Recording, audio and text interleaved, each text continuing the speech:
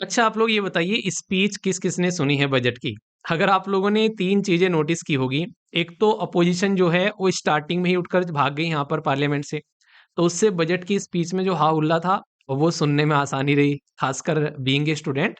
तो भी एक विद्यार्थी होने के नाते तो हा-हुल्ले में कई सारी चीज़ें समझ में नहीं आ रही थी, तो वो आराम से समझ में आ गई। दूसरा, बिहार का ज़िक्र इतनी बार किया बजट के अंदर में कि बिहार ट्रेंड करने लगा सोशल मीडिया के ऊपर में।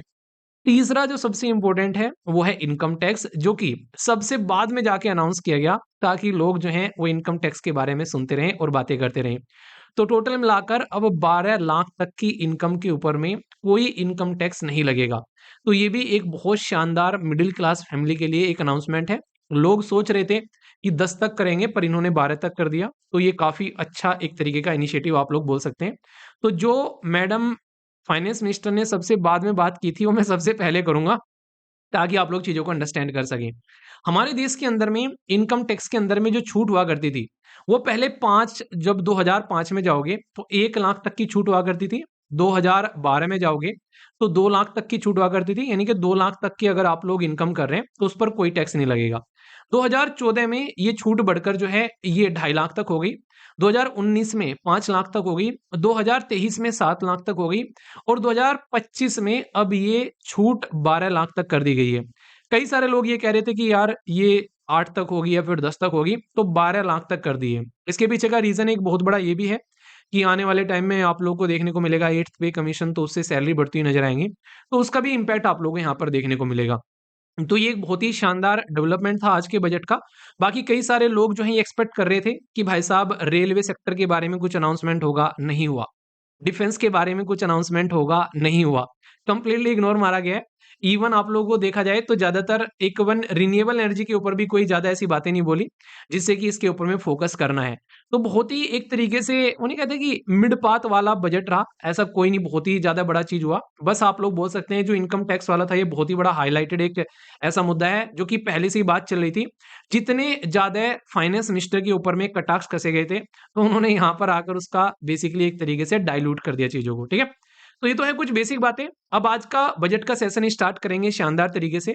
बहुत सारी बेसिक इन्फॉर्मेशन पहले डिस्कस करूँगा, फिर इसके बाद में समझेंगे बजट के बारे में, क्या-क्या प्रोसीजर हमारे देश के अंदर में होता है।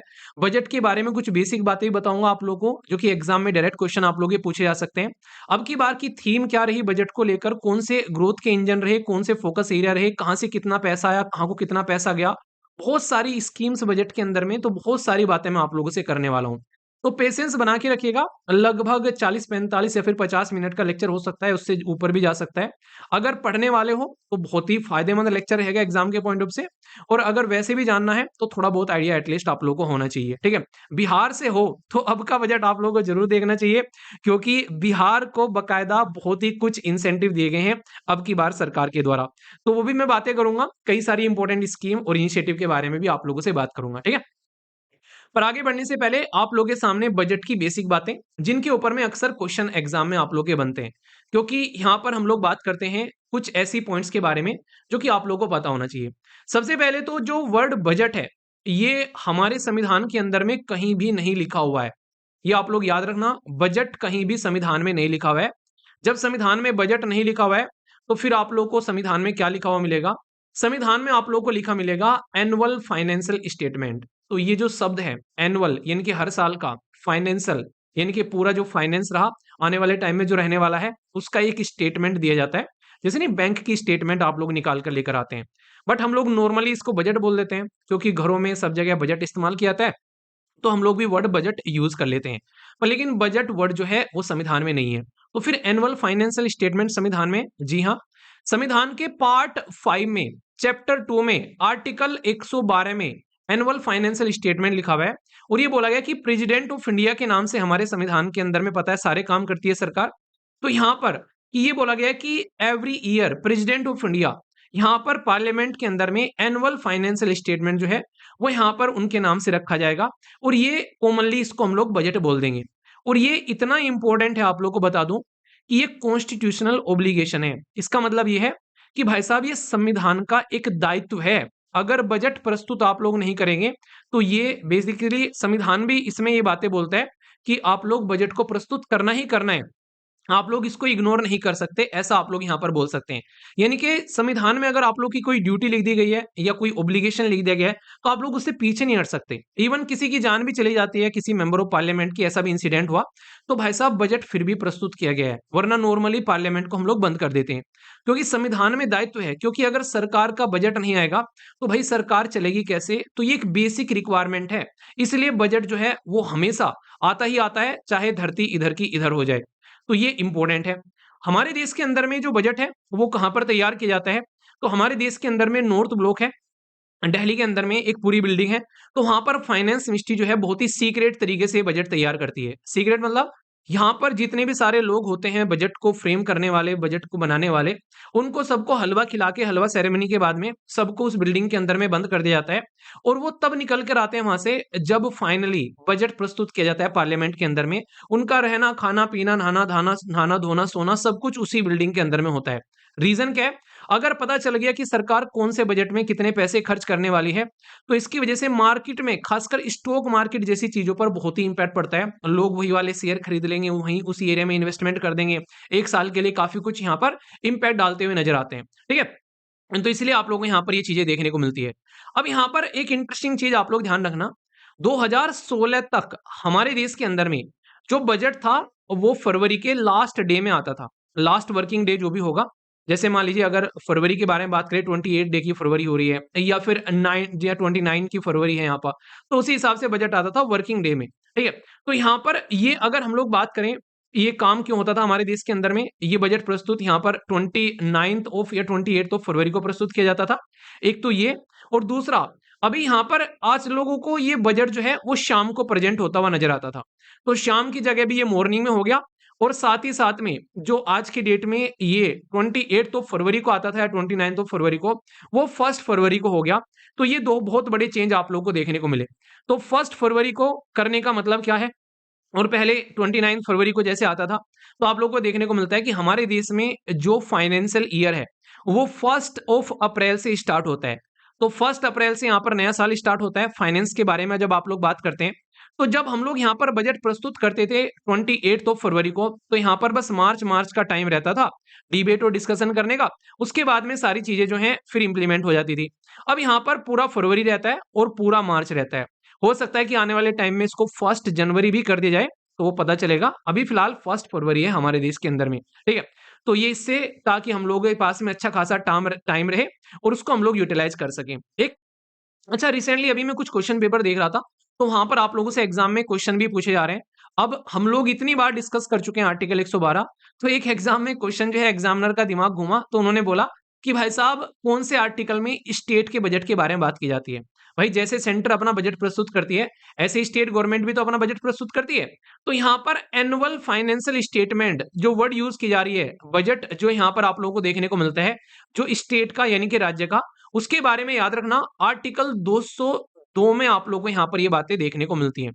तो ये कुछ ऐसे बेसिक पॉइंट हैं जो कि आप लोगों से एग्जाम में क्वेश्चन के फॉर्म में पूछ लिए जाते हैं। कुछ और इंटरेस्टिंग फैक्ट, पहले बजट जो था हमारे देश के अंदर में वो प्रस्तुत किया जाता था एक काले से ब्रीफ केस के अंदर में, जो आप लोगों को यहाँ पर देखने को मिल रहा है, यहाँ पर नितिन गडकरी जी के हाथ में। पर लेकिन फिर आगे चलकर निर्मला सीतारमन जी ने यहाँ पर ये इसको इस तरीके के एक पर्टिकुलर सिस्टम के अंदर में इसको लेकर आए। नॉर्मली यहाँ पर आप लोग बोल सकते हैं कि यहाँ पर इसको आगे चेंज कर कर एक बही खाता बना दिया। तो डिपार्टमेंट जो है यहाँ पर इसको इस तरीके से लेकर चल रहा है कि भाई साहब आज की डेट में हमारे देश के अंदर में जो पहले एक ब्रीफ केस हुआ करता था, वो एक कॉलोनियल सिंबल था, उसको हटाकर अब हम लोगों ने क्या कर दिया, 2019 से ये चीज आप लोग याद रखना, रेड क्लॉथ के अंदर में यहाँ पर बजट आता है। और यहाँ पर अब ये भी डिजिटल बजट हो गया है, ग्रीन बजट कर दिया इसको, यानी कि अब यहाँ पर इसके अंदर भी आप लोगों को देखने को मिलेगा। पहले यहाँ पर अलग सिस्टम था, अब पेपरलेस बजट हो गया है, क्योंकि इसके अंदर में टैबलेट रहता है और बजट जो है वो गवर्नमेंट जो है पब्लिश कर देती है अपनी वेबसाइट और एप्लीकेशन के ऊपर में, ताकि कोई भी समस्या लोगों को भी इस तक पहुंचने में ना हो। क्योंकि आज की डेट में हमारी पार्लियामेंट के अंदर में आप लोगों ने अगर पार्लियामेंट की पिक्चर ध्यान से देखी होगी, तो वहां पर सबके सामने स्क्रीन लगी हुई है कि अपनी स्क्रीन पर आप लोग देख सकते हैं कि क्या क्या बजट के अंदर में है, वो सारी चीजें आप लोग समझ सकते हैं। तो डिजिटल बजट है हमारे देश के अंदर में आज की डेट में, ये भी आप लोग समझ सकते हैं, जो कि पहले नॉर्मली ये हुआ करता था कि ब्रीफ केस के अंदर में कागज लिख कर लेकर आते थे और फिर उनको पढ़कर सुनाया करते थे। पर लेकिन अब कुछ सब कुछ आप लोग को टैबलेट पर चलता हुआ नजर आता है। तो ये पॉइंट आप लोग यहाँ पर समझिएगा। अब एक ऐसा इंपॉर्टेंट एरिया जो कि खासकर एग्जाम में क्वेश्चन भी बनाता है और जिसके बारे में बेसिक चीजें भी पता होनी चाहिए, तो वो मैं आप लोगों से बात करूंगा। और उससे पहले कुछ छोटे से पॉइंट आप लोगों के सामने। अब की बार कोई पूछे यार बजट की थीम क्या थी, तो यहाँ पर थीम है विकसित भारत, यानी कि भारत को एक डेवलप कंट्री, विकसित भारत बनाना है। अच्छा, कौन से साल तक विकसित भारत बनाना है? आप लोगों को पता है हमारे देश के अंदर में कौन से साल तक विकसित भारत बनाना एक तरीके से चाहती है सरकार? और बाकी आप लोग एक चीज और बताइए, जो ये 12 लाख की लिमिट करी है, आप लोग क्या लग रहा था ये 12 लाख की ही लिमिट होनी चाहिए या फिर कुछ और लिमिट होनी चाहिए थी? बताइएगा जरूर। तो यहाँ पर अगर आप लोग को विकसित भारत बनाना है, तो ये कह रहे हैं कि विकसित भारत बनाने के लिए आप लोगों को सबसे पहले तो गरीबी दूर करनी पड़ेगी। गरीबी कौन से सस्टेनेबल डेवलपमेंट गोल के अंदर में आती है? दूसरा, एजुकेशन सबके लिए होनी चाहिए। अफोर्डेबल और एक तरीके से कॉम्प्रिहेंसिव हेल्थ केयर होना चाहिए, क्योंकि इंसान अगर कहीं पर अपनी हेल्थ को लेकर कोई बातें करता है तो सबसे बड़ी समस्या होती है। इसी के साथ में 100% स्किल लेबर विद एम्प्लॉयमेंट होना चाहिए यहाँ पर, यानी कि लोगों को स्किल मिलनी चाहिए। क्योंकि चाइना ने हमारा मजाक उड़ाया था कि पॉपुलेशन में तो भारत आगे निकल गया, पर लेकिन स्किल तो किसी के पास भी नहीं है, ऐसी पॉपुलेशन का क्या करोगी? तो आगे से कोई मजाक ना उड़ाए, उसका भी ध्यान रखना पड़ेगा। 70% वुमेन पार्टिसिपेशन होना चाहिए इकोनॉमिक एक्टिविटीज के अंदर में। और साथ ही साथ में इंडिया जो है वो एक तरीके से ग्लोबल फूड बास्केट होना चाहिए, यानी कि भारत के अंदर में खासकर खाने को लेकर इस तरीके से चीजें डेवलप करनी है कि हमारे देश के अंदर में सबसे ज्यादा लार्ज स्केल पर खाने से रिलेटेड सारी चीजें हमारे देश के अंदर में ही उगाई जाएं और हमारे देश के अंदर में ही बनाए जाएं। तो पैकेजिंग, मैन्युफैक्चरिंग सब कुछ अपने देश के अंदर में ही होना चाहिए, ताकि दुनिया में इवन एक्सपोर्ट कर सके। तो ये बजट की थीम है, और इस थीम को अचीव करने के लिए ये बोला गया हमारे देश की जो फाइनेंस मिनिस्टर जी है कि ये वो एरिया है जिनके ऊपर में हम लोग को फोकस देकर चलना पड़ेगा। ठीक है, तो विकसित भारत थीम हो गई और ये आप लोग के सामने एरिया हो गए। याद रखना 100% स्किल्ड लेबर जो फोर्स की बात की जा रही है विद एम्प्लॉयमेंट, और 70% वुमेन पार्टिसिपेशन इकोनॉमिक एक्टिविटीज, ये थीम को आगे लेकर चल रहे हैं। अब यहाँ पर इसमें एक इंटरेस्टिंग चीज है, यहाँ पर ये 4 ऐसे फोकस एरिया हैं जिनको इंजन बताया जा रहा है। गवर्नमेंट ने आइडेंटिफाई किया है, यानी कि गवर्नमेंट ने चेक किया है, गवर्नमेंट ने देखा।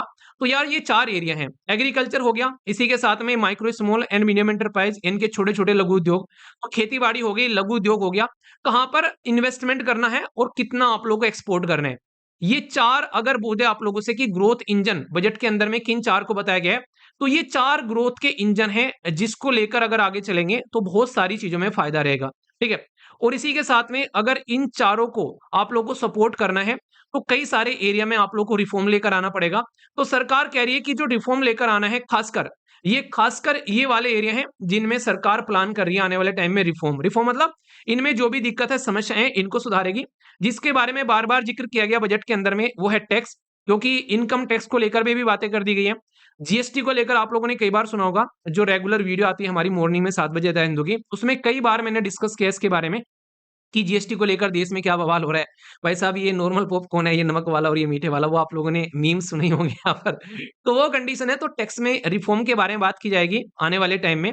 फाइनेंशियल सेक्टर को यहाँ पर इंप्रूव किया जाएगा। तो देखते हैं कि अलग-अलग जो सेक्टर हमारे देश के अंदर में, खासकर बैंकिंग को लेको और दूसरे और सेक्टर, इवन स्टॉक मार्केट को लेकर भी बहुत ही ज्यादा जिक्र किया गया। कई बार डिबेट डिस्कशन चले।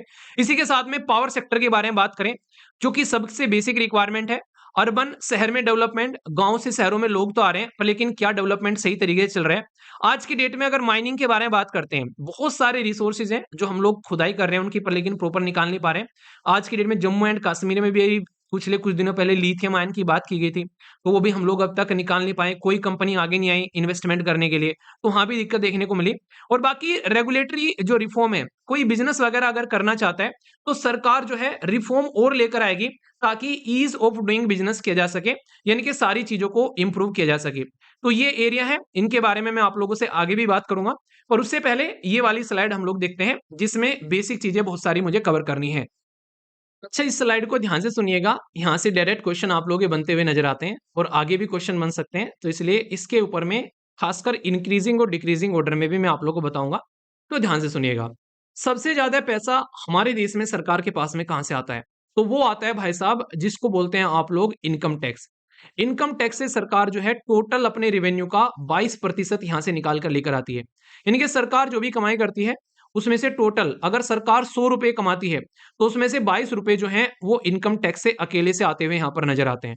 22 रुपए इनकम टैक्स से आते हैं। ठीक है, इसी के साथ में आप लोगों को देखने को मिलेगा यहाँ पर जो बड़े-बड़े हैं, पहले मैं आप लोगों को बता देता हूँ। दूसरे नंबर पर जो है गुड्स एंड सर्विस टैक्स, या उसके साथ में जो सेस वगैरह है वो सारी चीजें, यहाँ से 18 रुपए आते हैं टोटल मिलाकर, ठीक है। तीसरे नंबर पर सबसे बड़ा जो है यह कॉर्पोरेट, जो कि कंपनीज पर टैक्स लगाए जाते हैं सरकार के द्वारा, तो यहाँ से 17 रुपए आप लोगों को देखने को मिलते हैं, ठीक है। इसी के साथ में फिर यहाँ पर आप लोगों को देखने को मिलेगा इंपोर्टेंट, ये है जिसको बोलते हैं नॉन टैक्स रिसिप्ट। ये क्या होते हैं? नॉन टैक्स रिसिप्ट आप लोग ऐसे बोल सकते हैं, जिसे सरकार क्या करती है कई बार, जैसे किसी पर्टिकुलर एरिया के ऊपर में सरकार ने एक तरीके से फाइन लगा दिया किसी के ऊपर में, या कोई फीस सरकार कहीं से ले रही है। कई सारी ऐसी चीजें देखने को मिलती है। सरकार ने किसी चीज को मतलब किसी को दे रखा है, जैसे अदानी जी को पोर्ट दे दिए, तो वहां से जो पैसा आता है सरकार जो पैसा कमाती है, मतलब सरकार के रिसोर्सेज का इस्तेमाल करके सरकार जो पैसा कमाती है, सरकार को जो डिविडेंड मिलता है उसमें, सरकार को जो प्रॉफिट मिलता है, सरकार कहीं पर कोई फाइन लगाती है, सरकार कहीं से कोई फीस लेती है, ठीक है। तो वो सारा का सारा पैसा जो होता है वो टैक्स का पैसा तो है नहीं है, पर लेकिन सरकार को टोटल मिलाकर 9% पैसा यहां से निकलता हुआ नजर आता है, ठीक है। ये काफी इंटरेस्टिंग है। ये है नॉन डेट कैपिटल रिसिप्ट। ये क्या है? मतलब जैसे सरकार के पास में एक कंपनी है, जैसे एलआईसी का उदाहरण ले लो, तो सरकार ने क्या किया भाई, एलआईसी के शेयर बेच दिए। तो शेयर बेच दिए, सरकार ने क्या किया, सरकार ने एक तरीके से डिसइन्वेस्टमेंट कर दिया। तो सरकार जब यहां पर पीएसयूज को सेल करती है, उसमें से जो पैसा निकल कर आता है, तो यहां पर उसको डिसइन्वेस्टमेंट भी बोलते हैं। तो ये पैसा जो रहता है, ये एक तरीके का नाम दिया गया इसको नॉन डेट कैपिटल रिसिप्ट, ठीक है। तो ये कोई उधारी वाली कैपिटल रिसिप्ट नहीं है, यहां पर सरकार ने अपना पैसा बेचा है, ये वो वाला पैसा सरकार यहां से निकाल कर लेकर आ रही है, ठीक है। तो ये वाला कैसा हो गया कि कोई फाइन लगा दिया, या फिर कोई प्रॉफिट मिल रहा है किसी पर्टिकुलर जो एरिया को, जिसे किसी को उधारी पर दे दिया, तो जैसे वहां से पैसा आ रहा है, और ये हो गया जब सरकार बेच देती है अपने सामान को, एक तरीके से वहां से जो पैसा आता है। नेक्स्ट यहाँ पर आप लोगों को देखने को मिलेगा, ये है यूनियन एक्साइज ड्यूटी, जो सरकार के द्वारा एक्सरसाइज ड्यूटी लगाई जाती है, ठीक है। तो यहाँ से 5% आप लोगों को देखने को मिलता है। साथ ही साथ में ये इंटरेस्टिंग है, एक्सपोर्ट और इंपोर्ट देश के अंदर में जो होता है, उस पर भी लगभग 4% पैसा इकट्ठा होकर हमारे देश के अंदर में आता है। तो ये जो टोटल पैसा यहाँ से आ गया, यहाँ पर अगर इसको आप लोग ध्यान से देखोगे, तो हमारे देश के अंदर में ये टोटल पैसा निकल कर आ गया कितना, ये हो गया लगभग 76%। तो 76% पैसा जो है वो यहां से आता है सरकार के पास में, अगर आप लोग इसको देखोगे। पर लेकिन बचा हुआ 24 जो रुपए हैं, या फिर 24% है, गवर्नमेंट यहां पर बाहर से उधार उठाती है, तो वो उधार का पैसा आप लोगों के पास में आता है। तो इसका मतलब ये कि सबसे ज्यादा सरकार जो है वो बाहर से उधार उठाती है, लगभग 24 रुपए जो सरकार के पास में आते हैं। तो ये काफी इंपॉर्टेंट है, इनको इंक्रीजिंग और डिक्रीजिंग ऑर्डर में लगाओ। तो ये तो देखो एक तरीके से सरकार को उल्टा करना है, पे करना है। इसीलिए जब आप लोगों को मैं दिखाऊंगा पैसा सबसे ज्यादा जा कहां पे रहा है, तो वहां पर भी आप लोगों को देखने को मिलेगा भाई, जब उधारी सबसे ज्यादा ले रखी है, तो सबसे ज्यादा पैसा भी फिर ऐसी तरीके से जाता हुआ नजर आएगा। ये देखो 20 रुपए इंटरेस्ट पेमेंट में जा रहे हैं, जो सारे पैसे है, इसके बारे में भी अभी आप लोगों से बात करूंगा। तो यानी कि यहाँ पर टोटल जो बोरोइंग हो रही है, उसका फिर इंटरेस्ट पेमेंट जाएगा, तो यहाँ भी अच्छा खासा पैसा जाएगा। भाई लोन लेकर आते हो तो पैसा देते हो ना, तो ये पॉइंट आप लोगों के लिए इंपॉर्टेंट है। इंक्रीजिंग डिक्रीजिंग ऑर्डर में आ जाए कि इनकम टैक्स से ज्यादा आता है, जीएसटी से ज्यादा आता है, तो इनकम टैक्स से ज्यादा आता है, कॉर्पोरेट टैक्स से कितना आता है, ठीक है, नॉन टैक्स रिसिप्ट, और इसी के साथ में नॉन डेट जो यहाँ पर कैपिटल रिसिप्ट हो गया, उससे कस्टम से या फिर यहाँ पर यूनियन एक्साइज से कितना आता है। तो ये इंक्रीजिंग और डिक्रीजिंग ऑर्डर में अगर आ जाए, तो एटलीस्ट थोड़ा सा आइडिया आप लोगों को इसके बारे में रखना है। अब इस वाली स्लाइड में दो तीन चीजें बहुत इंपॉर्टेंट है, जिसके बारे में आप लोगों को थोड़ा सा ध्यान से सुनना चाहिए। ये तो आप लोगों को पता है कि सबसे ज्यादा पैसा उधार ले रखा है, तो भाई साहब बाहर पैसा जाएगा भी, ठीक है। उदाहरण लोगे तो भाई आप लोगों को उसका इंटरेस्ट भी पेमेंट करना पड़ेगा। तो ये तो एक अलग हो गया। अब यहां से बात करते हैं, सबसे ज्यादा पैसा जाता कहां पर है भाई। आज की डेट में हमारे देश के अंदर में सरकार जो है वो पैसे को इकट्ठा करती है जीएसटी के तौर पर, जो इनडायरेक्ट टैक्स है। इनकम टैक्स आता है, वो भी सरकार के पास में जाता है, सेंट्रल गवर्नमेंट के। तो फिर यहाँ पर स्टेट के पास में, स्टेट को भी तो पैसा देना पड़ेगा ना उसमें से। तो लगभग टोटल जो हमारे पास में जो टैक्स और ड्यूटीज इकट्ठे होते हैं, 100 रुपए अगर होते हैं, तो 22 रुपए यहाँ पर स्टेट के साथ में शेयर किए जाते हैं सरकार के द्वारा, ठीक है। साथ ही साथ में ये 22 रुपए तो यहां से आ गए निकल कर। इसी के साथ में आप लोगों को यहां पर ये देखने को मिलेगा, इसके बाद में फाइनेंस कमीशन जब सरकार बनाती है, तो फिर वो बताता है कि कितना पैसा यहां पर जो सेंट्रल गवर्नमेंट को ट्रांसफर करना है स्टेट गवर्नमेंट के खाते में, ठीक है। तो फिर यहां से भी फाइनेंस कमीशन भी जो है वो यहां पर ट्रांसफर करवाते हैं कई सारे पैसे अलग अलग एरिया में। तो इससे भी आप लोगों को देखने को मिलता है लगभग 8% यहां से चला जाता है, ठीक है।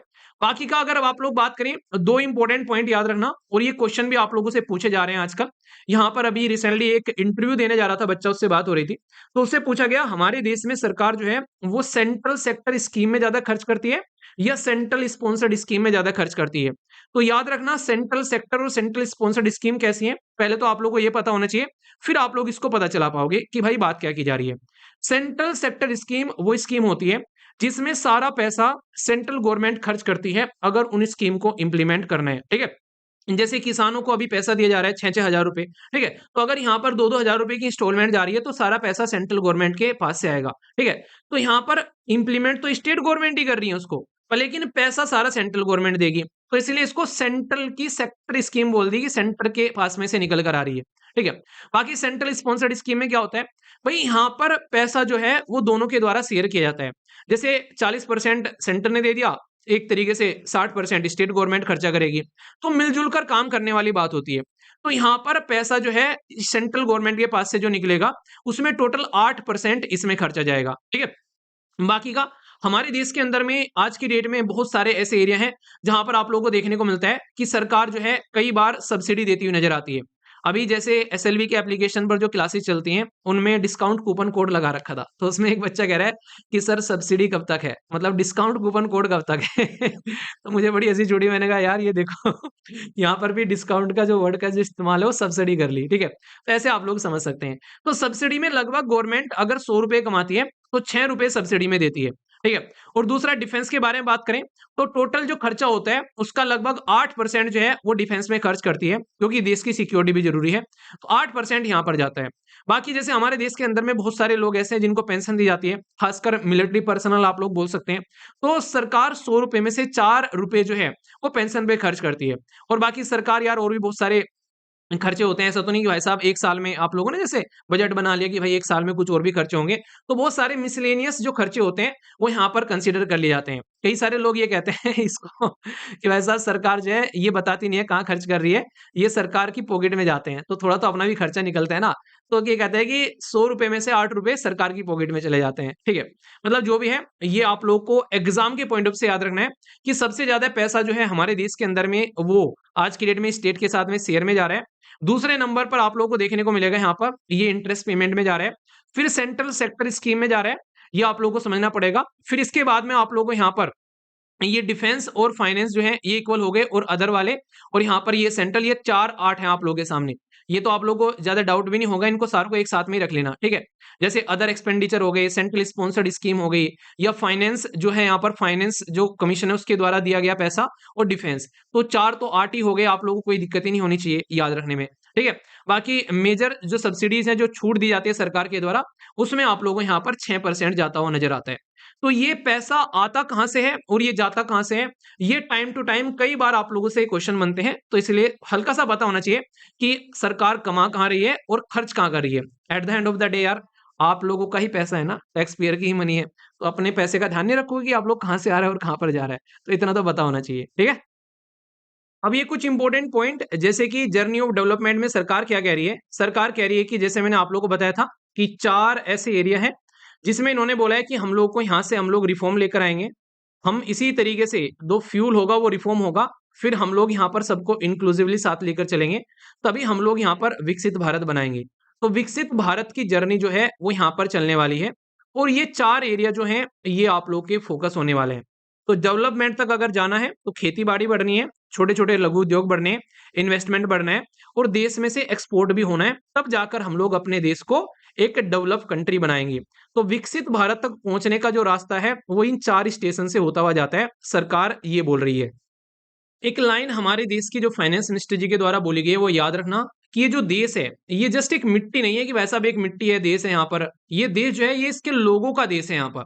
और ये जो पर्टिकुलर स्टेटमेंट दी गई थी, ये स्टेटमेंट आप लोगों को याद रखनी है, जिसके बेसिस पर मैंने आप लोगों को यहाँ पर ये बताया था कि हम लोग अपने देश को विकसित कैसे बनाएंगे। तो ये जो स्टेटमेंट हमारे देश की फाइनेंस मिनिस्टर जी के द्वारा बोली गई है, तो ये स्टेटमेंट आप लोग यहाँ पर याद रखना। ये स्टेटमेंट एक जो तमिलियन पोएट है उनकी दी हुई स्टेटमेंट है यहाँ पर, और ये बड़ी फेमस हो गई, ये भी ट्रेंड कर रही थी यहाँ पर जैसे ही इनका जो स्पीच आया था निकलकर।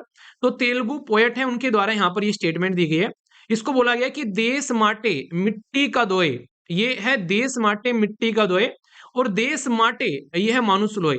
यानी कि एक तरीके से आप लोग बोल सकते हैं कि ये बोला गया कि हमारी जो कंट्री है बस वो एक मिट्टी नहीं है कि हाँ भाई साहब यहाँ पर ये एक धरती है, यहाँ ये एक लोगों का देश है यहाँ पर, और इसको ही आप लोगों को आगे भारत को विकसित बनाना है। तो उसी के लिए यहाँ पर ये पॉइंट्स थे जो मैंने आप लोगों से डिस्कस किए थे।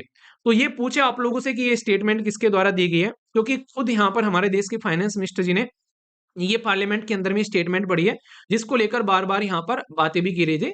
तो ये आप लोगों से एग्जाम के पॉइंट ऑफ से इंपॉर्टेंट हो जाता है। अगर हमारे देश के अंदर में प्रॉपर डेवलपमेंट करना है, तो यहाँ पर डेवलपमेंट किसका होना चाहिए? गरीब का डेवलपमेंट होना चाहिए। एक यूथ जो है उसको जॉब मिलनी चाहिए। यहाँ पर अन्नदाता किसानों के ऊपर फोकस होना चाहिए और नारी, ये 4 ऐसे एरिया हैं जिनको आप लोग को अगर देश को डेवलप बनाना है तो इनको आप लोग को साथ में लेकर चलना पड़ेगा। तो सबसे पहले यहाँ पर इनके द्वारा बात की गई अपनी खेती-बाड़ी के बारे में, एग्रीकल्चर के बारे में, और एक नई स्कीम मार्केट में रख दी यहाँ पर जो कि इंपॉर्टेंट है। इसको बोला गया प्रधानमंत्री धन धान्य कृषि योजना। ये क्या करेगा? यहाँ पर डेवलप किया जाएगा एग्री डिस्ट्रिक्ट प्रोग्राम। यानी कि देश के अंदर में टोटल मिलाकर 100 डिस्ट्रिक्ट हैं जिनको यहाँ पर प्रॉपर एग्रीकल्चर के बेस पर डेवलप किया जाएगा। इससे 1.7 करोड़ फार्मर को फायदा पहुंचेगा। तो ये स्कीम यहाँ पर इनके द्वारा अनाउंस की गई बजट के अंदर में। तो डायरेक्ट आप लोगों से पूछा जा सकता है इसके बारे में कि ये क्या है। साथ ही साथ में यहाँ पर जो किसान क्रेडिट कार्ड होते हैं, उसमें यहाँ पर एक काफी अच्छा डेवलपमेंट है कि फैसिलिटी रहेगी शॉर्ट टर्म लोन लेने के लिए 7.7 करोड़ फार्मर के लिए। ये यहाँ पर इनहेंस कर दी गई है 5 लाख तक की। पहले ये लगभग 3 लाख की हुआ करती थी, अब इसको 5 लाख बढ़ा दिया गया है। तो बहुत सारे किसानों को फायदा होगा, उनको अपना बीज वगैरह वो सारी चीजें लेकर आनी है। तो इससे एक पॉजिटिव एक इनपुट आप लोग को आता हुआ नजर आएगा। साथ ही साथ में यहाँ पर mission for the cotton productivity, cotton कपास बहुत इंपॉर्टेंट है यहाँ पर। इसको इंप्रूव करने के लिए, सस्टेनेबल बनाने के लिए हमारे देश के अंदर में सरकार जो है वो सपोर्ट करेगी। कॉटन में हमारे देश के अंदर में सबसे ज्यादा कॉटन प्रोड्यूस करने वाले स्टेट कौन सा है? देखता हूं कौन बताता है। ठीक है, कई बार न्यूज में भी रहा है यहाँ पर, तो इसके बारे में हल्का सा आइडिया आप लोगों को रखना है। एक बहुत इंपॉर्टेंट क्वेश्चन जो कि आप लोगों से पूछा जा सकता है, अभी फिलहाल के टाइम पर मखाने जो है बहुत ज्यादा न्यूज में थे और हमारे देश के अंदर में मैक्सिमम मखाने 80 से 90% मखाने अकेले बिहार से निकल कर आते हैं। तो बिहार के अंदर में मखाने को इंप्रूव करना, प्रोड्यूस करना, प्रोसेसिंग करना, उसके लिए मखाना बोर्ड बिहार के अंदर में बनाया जा रहा है। ऑलरेडी एग्जाम में आप लोगों से टी बोर्ड के बारे में, कॉफी बोर्ड के बारे में क्वेश्चन पूछे आ चुके हैं। अभी मैंने कुछ दिनों पहले टर्मरिक बोर्ड के बारे में द हिंदू में डिस्कशन किया था, न्यूज़पेपर का जो एनालिसिस में। आप लोगों ने उसमें आंसर भी आप लोगों को बताइए अगर रेगुलरली आप लोग सुन रहे हैं। अब एक क्वेश्चन ऐड कर लेना कि भारत में मखाना बोर्ड जो है वो बिहार में आप लोगों को देखने को मिलेगा। इसी के साथ में जो हाई यील्ड वेराइटी सीड है, जिनसे ज्यादा पैदावार होती है, उनके ऊपर में फोकस करेंगे।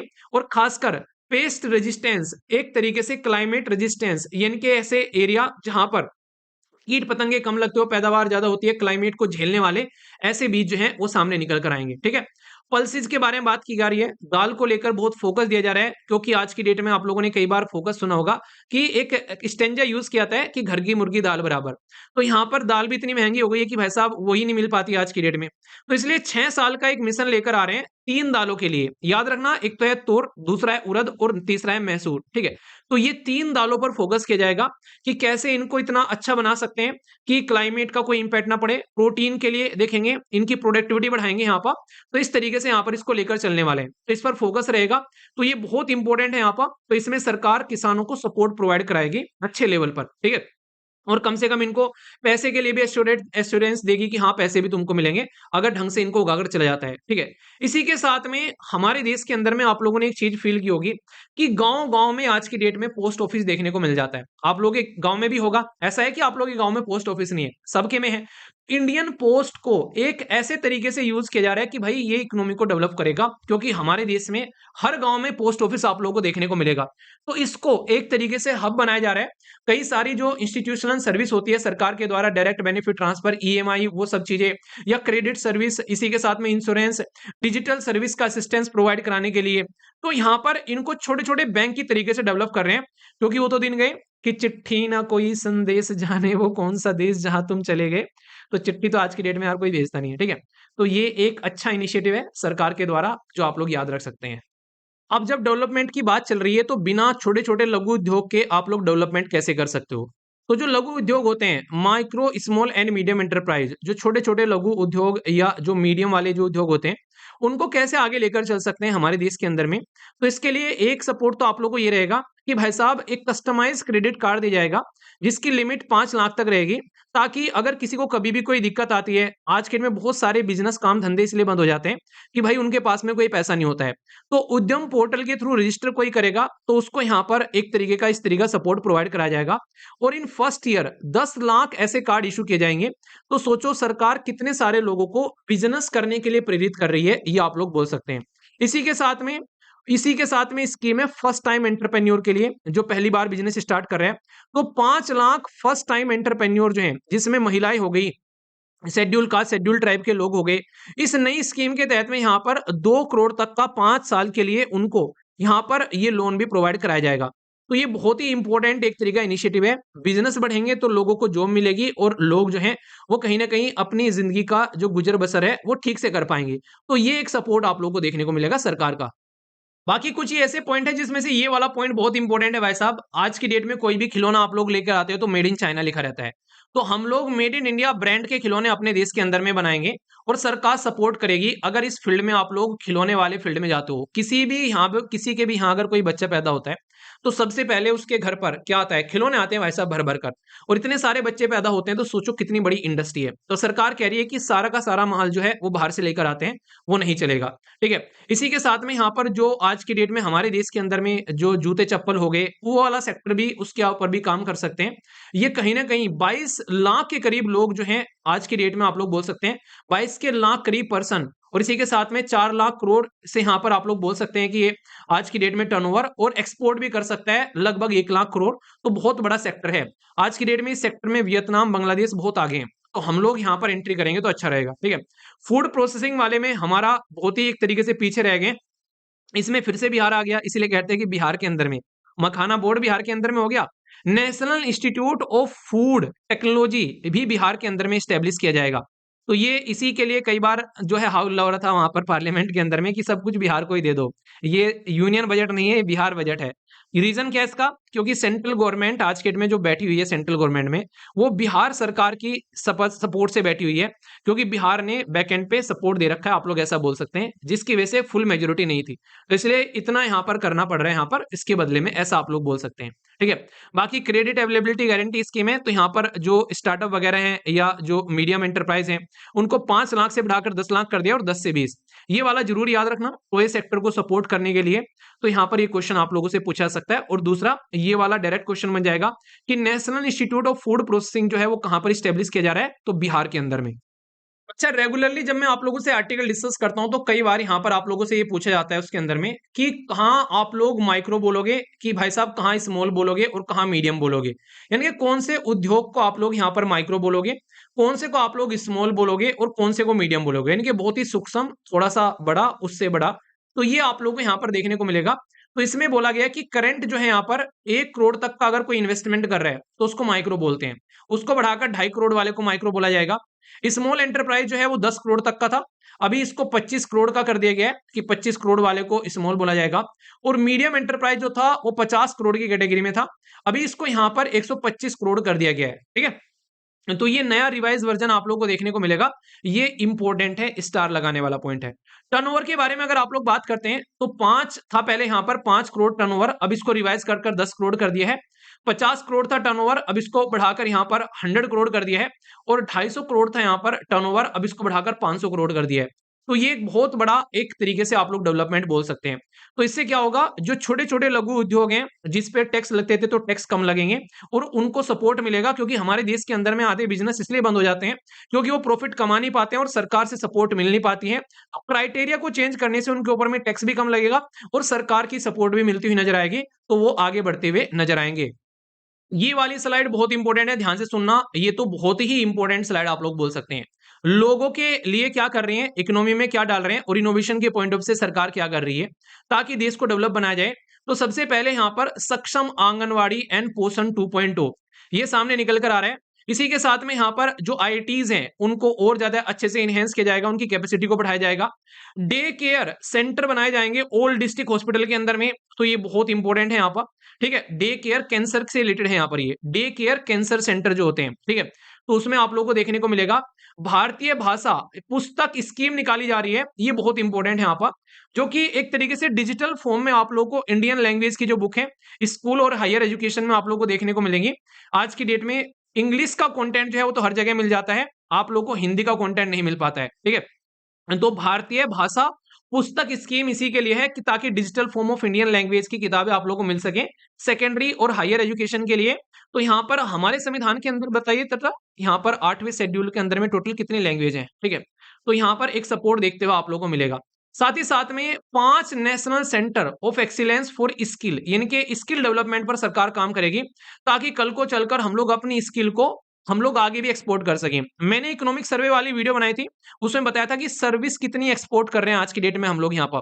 तो अगर हमारे देश के अंदर में स्किल बढ़ेगी तो बाहर हम लोग सर्विस और एक्सपोर्ट करते हुए नजर आएंगे। अटल टिंकरिंग लैब जो है, ये 50,000 लैब जो है वो सेटअप की जाएगी अगले 5 साल में, जो कि स्कूल के अंदर में बच्चों की सोचने समझने की क्षमता बढ़ाती है। तो ये बहुत फायदेमंद है, एक इनोवेटिव एक आइडिया देती है बच्चों को, ठीक है।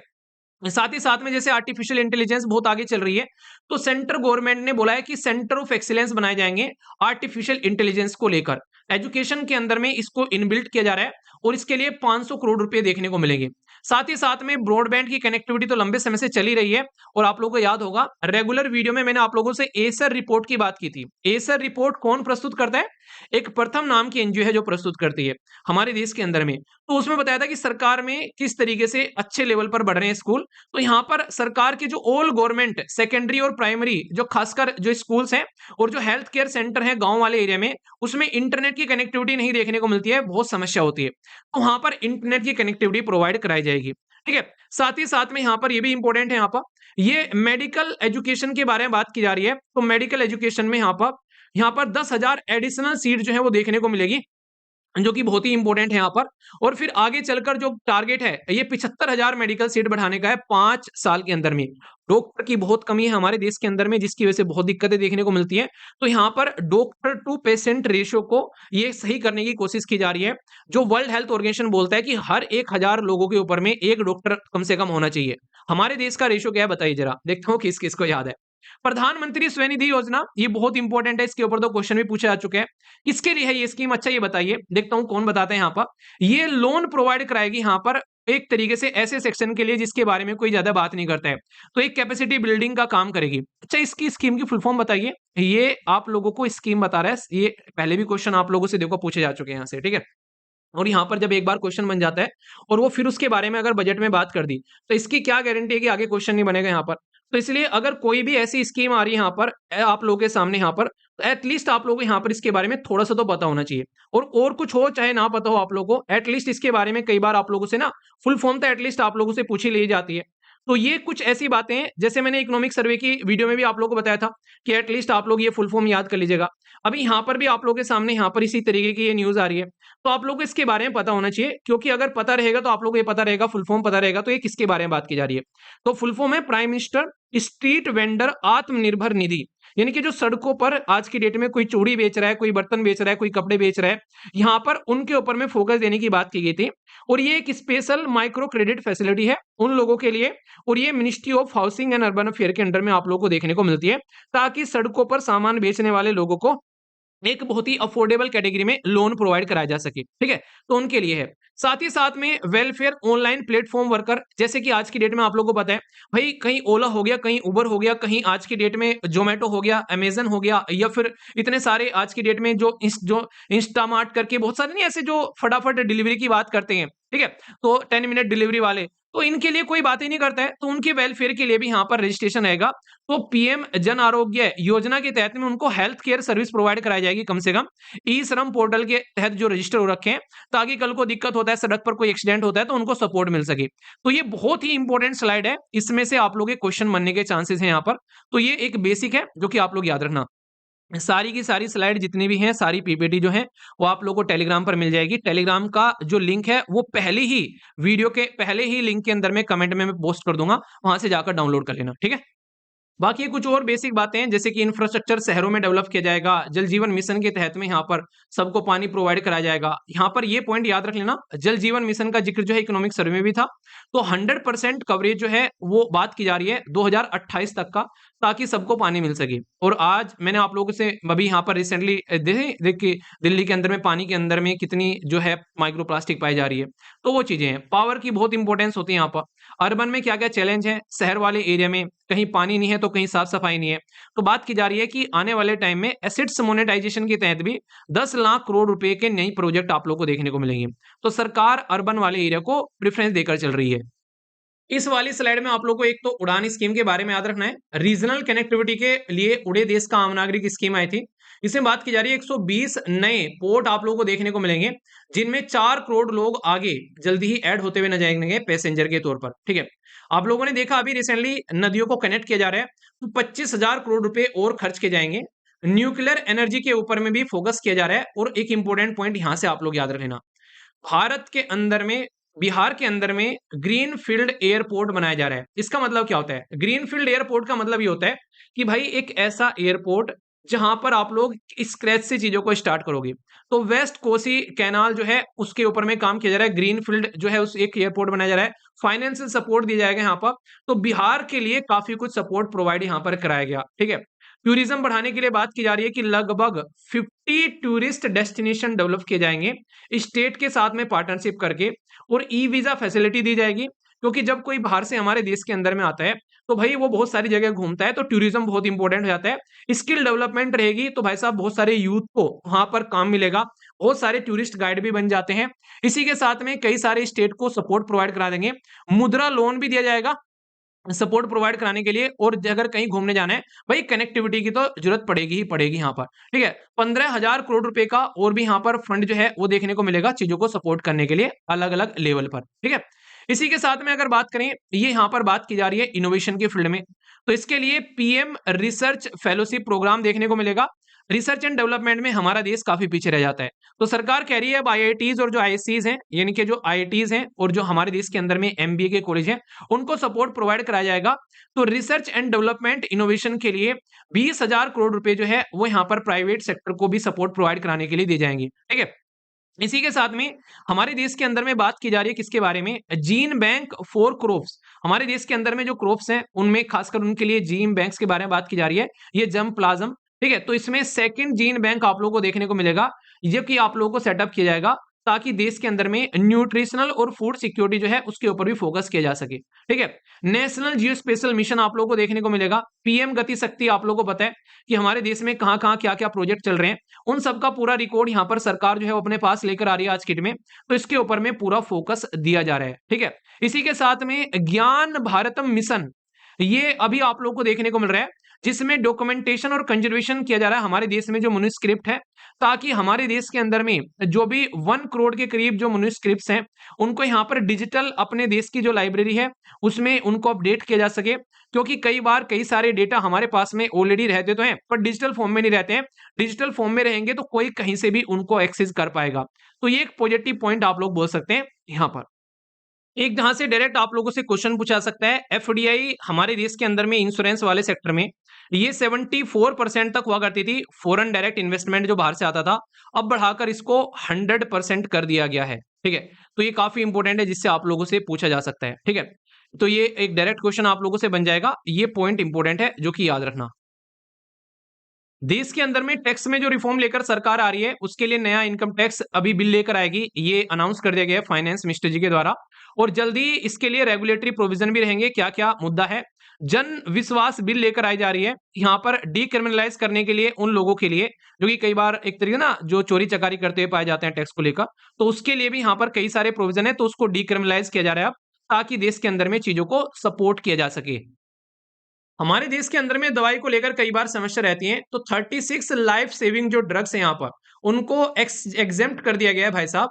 आज की डेट में उनके ऊपर में कोई भी ड्यूटी नहीं लगेगी, कोई भी टैक्स नहीं लगेगा। और 6 मेडिसिन ऐसी हैं जिनको 5% की कैटेगरी में लाया गया है। 37 मेडिसिन और 13 न्यू पेशेंट असिस्टेंस प्रोग्राम जो है उनको भी लिस्ट में यहाँ पर एक तरीके से एग्जेम्प्ट किया गया है। तो यहाँ पर खासकर अगर आप लोग बात करते हैं तो आप लोगों ने कई बार सुना है कि कई सारी ऐसी बीमारियां हैं जिनकी दवाइयां बहुत महंगी है, तो वहां पर एक सपोर्ट आप लोगों को देखने को मिलेगा। तो ये काफी एक इंपॉर्टेंट इनिशिएटिव है हेल्थ सेक्टर को इंप्रूव करने के लिए। और जिसको लेकर सब परेशान थे कि भाई इनकम टैक्स के लिए, तो बोला गया कि अब आप लोग का जो इनकम टैक्स है वो 12 लाख तक का कोई इनकम टैक्स अब आप लोग के ऊपर में नहीं लगेगा। आप बोलेंगे फिर भाई ये क्या है, 5%, 10%, 15%, ये क्या है? भाई अगर किसी की इनकम जो है वो 15 लाख है यहाँ पर, तो अगर किसी की इनकम 15 लाख होगी तो भाई साहब उसके ऊपर तो टैक्स लगेगा ना। अगर 15 लाख इनकम है, ऐसे थोड़ा ना कि उसके 12 लाख पर टैक्स नहीं लगेगा। ऐसा आप लोगों को यहाँ पर स्ट्रक्चर देखने को मिलता है। अगर किसी की इनकम 15 लाख हो चुकी है, तो यहाँ पर उसके ऊपर में 0 से 4 पर कोई टैक्स नहीं लगेगा, 4 से 8 पर 5% लगेगा, 8 से 12 अगर जो आएगी उस पर 10% लगेगा, और 12 से 16 के बीच में 15% लगेगा।